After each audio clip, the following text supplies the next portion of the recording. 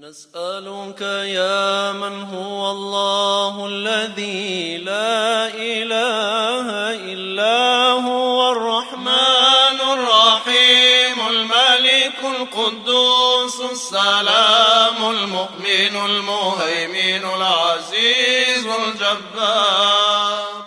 بسم الله الرحمن الرحيم. الحمد لله وكفى والصلاة والسلام على نبينا المصطفى وعلى آله وصحبه ومن والاه. Allahun e falënderojmë, kurse salavatet dhe selamet Muhammed Mustafa sallallahu alaihi wasallam ja dërgojmë. Të nderuar, emri i madh i Allahut azza wa jall El-Quddus. El-Quddus vetvetiu tregon dhe flet për madhështinë e Allahut te bareke ve taala, dhe për madhërinë e tij, dhe sa i madh që është ai, sa i bekuar që është ai, sa i pastër që është ai, sa larg mangësive dhe dobësive dhe njollave që eventuale mundet të i shkojnë ndërmend njeriu, sa larg gjithë këtyre është dhe qëndron Allahu te bareke ve taala. Allahu azza wa jall e emërton vetveten me emrin El-Quddus, madje 2 herë në Kur'an, në surën Juma dhe në surën El-Hashr. Allahu subhanahu wa taala në këto 2 sure përmend emrin e tij të lartë e të pastër, Allahu alladhi la ilaha illa hu el-Melikul Quddus. Allahu është ai i cili është një i vetmi që meriton të adhurohet me të drejtë. Ai është mbreti suprem dhe i gjithçkahe. Ai është Quddus. Ai është mbret i plot, pa mangësi, i plot fuqishëm, i pastërt, i bekuar. Dhe ky Zot i madh është ai i cili është i vetmi që meriton të sundon me qejtë dhe tokët, dhe është i vetmi i cili meriton që gjitha krijesat në qejtë dhe në tokë atij t'i bien në sejdë.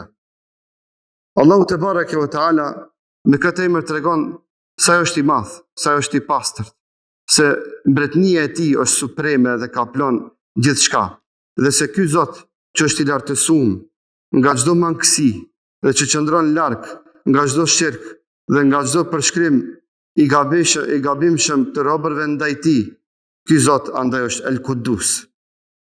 Është larg çdo mangësie, çdo dobësie, çdo njolle që dikush ndonjëherë mund t'ja përshkruan atij. Andaj Allahu azza wa jall në emërtimin e tij në 2 sure të ndryshme me këtë emër për vetveten e tij tregon se sa duhet të jetë modest dhe i përkullshëm robi ndaj Allahut te bareke ve taala. Andaj Muhamedi sallallahu alaihi wasallam në hadithin që shënon Ubej ibn Kabi radhiyallahu anhu, thot pejgamberi sallallahu alaihi wasallam kishte tradit që gjithnjë kur të mbaron me faljen e namazit të vitrit të thot Subhanal Melikil Quddus. I lartë madhëruar qoftë Allahu azza wa jall, i cili është mbret suprem i gjithçka, i vetvetes tonë dhe çdo send që na ka plon neve, dhe që është larg çdo mangësie dhe gabimi eventual që na mund ta bëjmë. Me këtë Muhamedi sallallahu alaihi wasallam tregonte modestinë e tij, përkuljen e tij dhe manifestonte faktin që robi sado që mundohet Allahun të lartëson, lartësimi i tij është i mangët. Sado që robi mundohet që të madhëron Allahun te bareke ve taala, madhërimi i tij është i mangët, sepse Allah është El-Quddus. Allah është i pastërt, i madh, e që me madhështinë e tij ka kaplu çdo gjë, saqë mendja jon dhe truri jon dhe madje edhe trupi jon dhe adhurimi jon është e pamundshme që të kaplon dhe të manifeston përkuljen ndaj takdisit të Allahut te bareke ve taala, ashtu siç i ka i Allahut azza wa jall. Andaj Allahu azza wa jall emërtoi disa vende me emrin Muqaddas. I tha Muses alayhi salam, inneke bil wadi al muqaddas tuwa, ti o Mus je në një lugin që është e pastërt, fakhlan alejk. Fillim i thot, largoj nallët tua, se me këto nallë nuk ban me shkel në këtë tokë të pastërt. Andaj quhet edhe Beitul Maqdis, Mesjid al-Aqsaja, shtëpia e pastërt, sepse është e pastërt me pastrimin që Allahu azza wa jalla ka bërë asoj shtëpie, duke ngritur dhe lartësuar dhe duke vlerësuar shpërblimin e namazeve me 500 namaze në atë xhami. Andaj Beitul Maqdis dhe kështu me radhë quhen edhe me emrat Maqdis edhe me laqet Allahut azza wa jall. El Quddus quhet edhe Gjibrili alayhi salam, që Allahu azza wa jall e ka emërtuar me atë emër dhe shumë me laqe tjera. Andaj të nderuar, edhe me laqet kur Allahu i informoi ata se ka me kriju Ademin alayhi salam, i thanë Allahu te bareke ve taala, nusabbihu bihamdika wa nuqaddisu lak. Na o Zot, ty të lartësojmë e të madhërojmë dhe ty të bëjmë takdis, dhe ty të lartësojmë dhe të mbajmë lartë, dhe ty nuk përshkruajmë asgjë që ty nuk takon o Zoti jon. S'ke nevojë me kriju një njeri i cili gjithë këto rregulla do t'i thanë. Andaj me laqet thanë nuqaddis.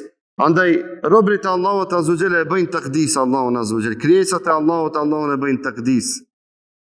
Dhe kur besimtarit e kupton realitetin e emrit të Allahut azza wa jall, El Quddus, do të kuptojnë se me të vërtetë Allahu azza wa jall është i lartësuar, është i madhëruar dhe qëndron larg çdo përshkrimi të gabuar që robërit dhe njerëzit ndonjëherë munden t'ia përshkruajnë Allahut te bareke ve taala.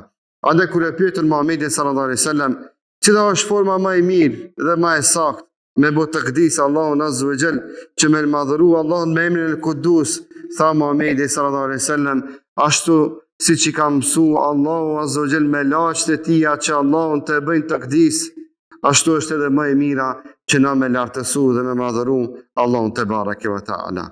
Gjithnjë të nderuar të mundohemi që emrin El Quddus të e përdorim në lutjet tona, të e përdorim në namazet tona, të e përdorim në kërkesat tona që e drejtojmë Allahut te bareke ve taala, kështu që lutja jonë të jetë më e begatshme dhe më e madhe dhe më e bukur, me emrat e begatshëm dhe me emrat e mëdhenj dhe të bukur të Allahut te bareke ve taala. Aqulu ma tasma'un walhamdulillahi rabbil alamin.